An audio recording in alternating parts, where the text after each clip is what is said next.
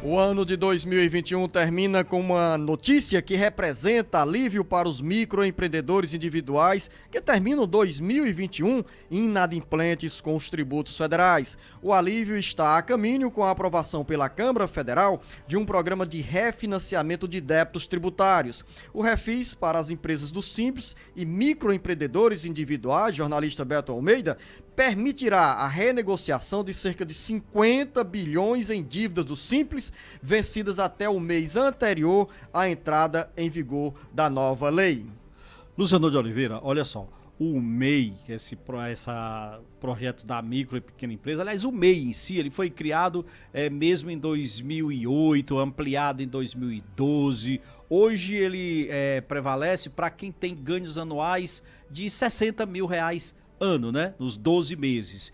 Então, abrange uma categoria de profissionais autônomos, Luciano, que tem um poder e uma capilaridade de atuação em todos os segmentos da economia. É gente que às vezes só tem ele próprio como empregado. É gente que às vezes consegue contratar apenas uma pessoa a mais, mas tem lá gente contratada, ele está gerando emprego, está gerando renda.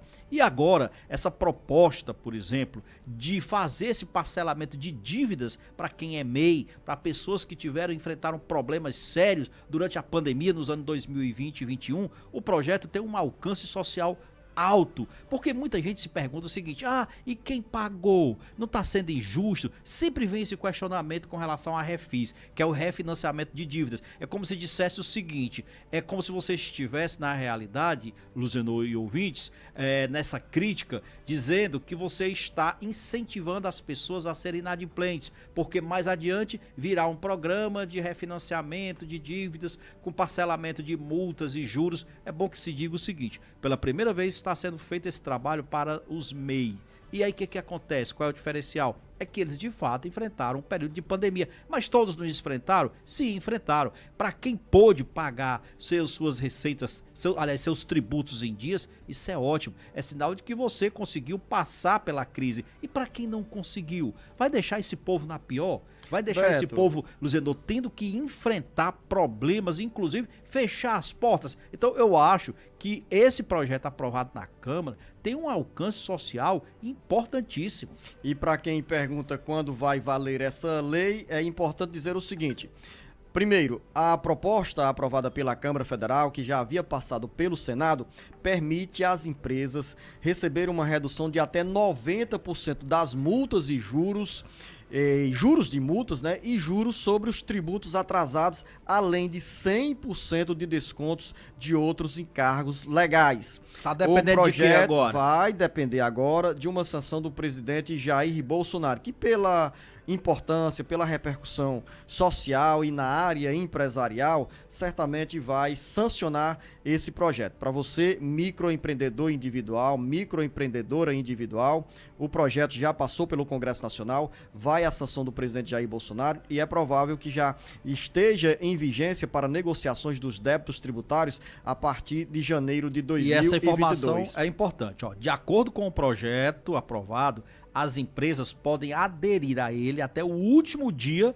do mês seguinte ao da publicação da lei.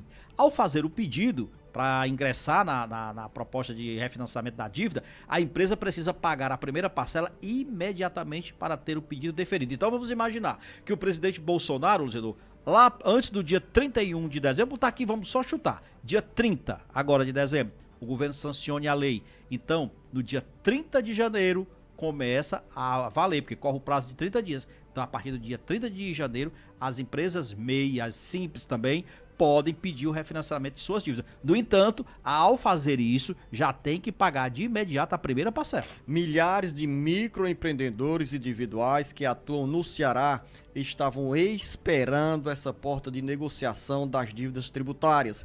O prazo do parcelamento é de até 180 meses, 15 anos após o pagamento da entrada, nesse caso sem redução nos acréscimos legais. Então, essa sem dúvida é uma boa notícia para quem empreendeu, para quem empreende, para quem tem a coragem e a ousadia de administrar a área comercial com esse recurso que a lei permite, que é a criação de uma microempresa. Então, está aí essa oportunidade de negociação dos débitos. E vamos esperar, Beto Almeida, uma adesão em massa, porque as microempresas aí, os microempreendedores individuais, representam também um importante segmento da economia brasileira. Vamos aqui avançar, jornalista Beto Almeida. Líderes partidários fazem os cálculos sobre o dinheiro do orçamento da União para 2022, mas outra preocupação os levam a cobrar ao governo federal mais dinheiro para o Auxílio Brasil.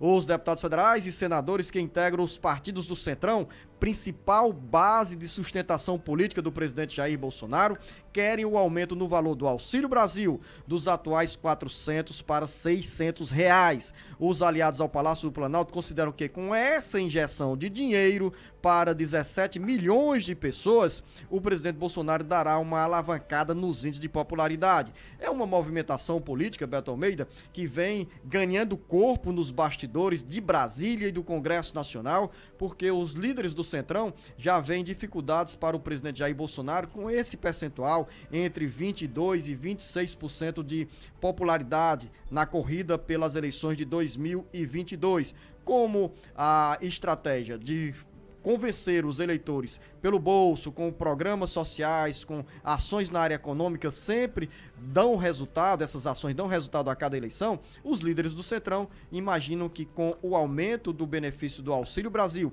que neste momento contempla 14 milhões de famílias e em 2022, ao final do primeiro semestre, poderá estar contemplando 17 milhões de pessoas, talvez na interpretação dos aliados do Palácio do Planalto, seja uma boa iniciativa para melhorar os índices de popularidade do presidente Jair Bolsonaro. Olha, e essa pressão começou com as duas últimas pesquisas que foram divulgadas, uma na semana passada do IPEC e a outra nesse fim de semana do Datafolha, apontando exatamente um aumento dos índices de rejeição do presidente Bolsonaro. E aí sim, veio a pressão pelo reajuste do mal ou do recentemente criado Auxílio Brasil, que vai ser pago, já está sendo pago nesses 2 últimos meses agora, mas vai ser pago em 2022 no valor de R$400. O entendimento dos partidos do Centrão não é o seguinte: a pressão recai sobre o ministro da Economia, Paulo Guedes, que no começo nem queria 400, você lembra disso?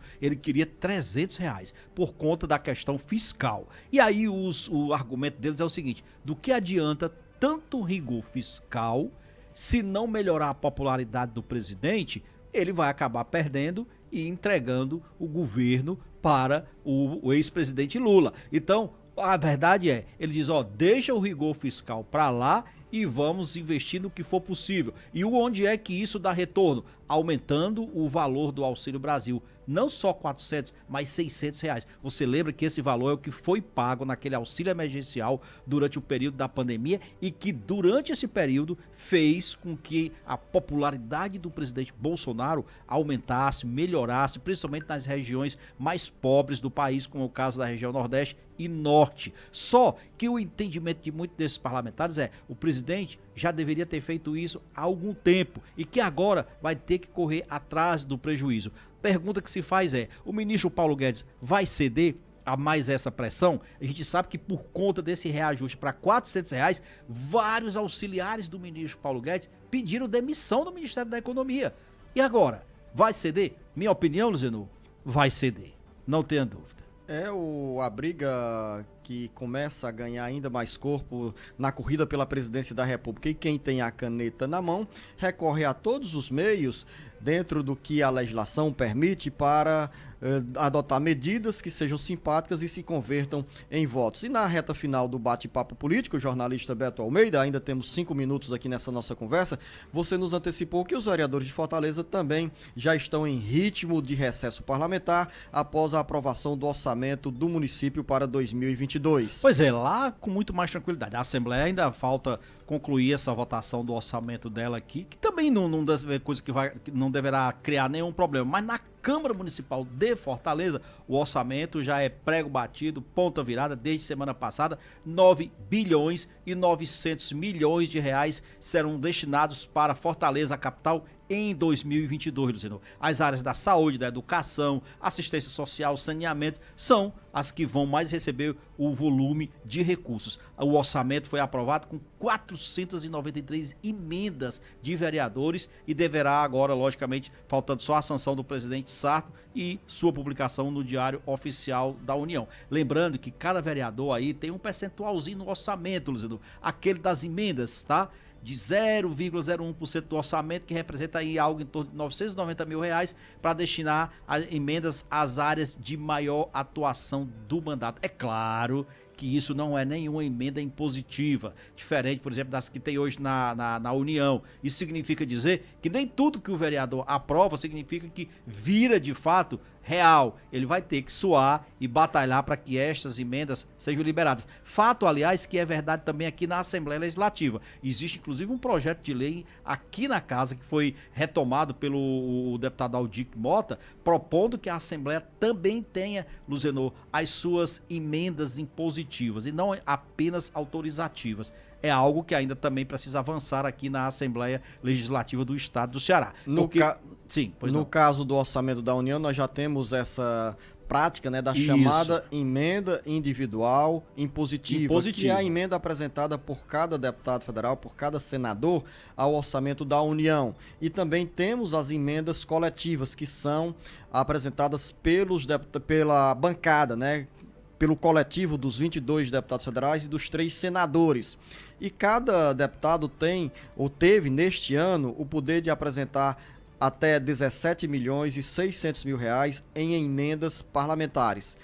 Ou seja, os 22 deputados federais e 3 senadores, e a gente sempre fala sobre esse assunto aqui no Jornal Alerta Geral, apresentaram 440 milhões de reais em emendas parlamentares individuais impositivas, que terão obrigatoriamente os recursos sendo liberados em 2022. Com um detalhe, Beto, após a aprovação do orçamento da União, nesta semana, os deputados federais já estarão correndo para o governo federal se preparar e liberar o dinheiro dessas obras nos primeiros 3 ou 4 meses do ano. Afinal, todos querem navegar em mares mais tranquilos na relação com os municípios, com as bases eleitorais. E se as obras chegam com antecedência, então é claro que tudo isso se converte ou poderá se converter em mais votos para os autores dessas emendas. O final de ano é de muito trabalho para os deputados federais. Tem gente que só falta passar o Natal em Brasília.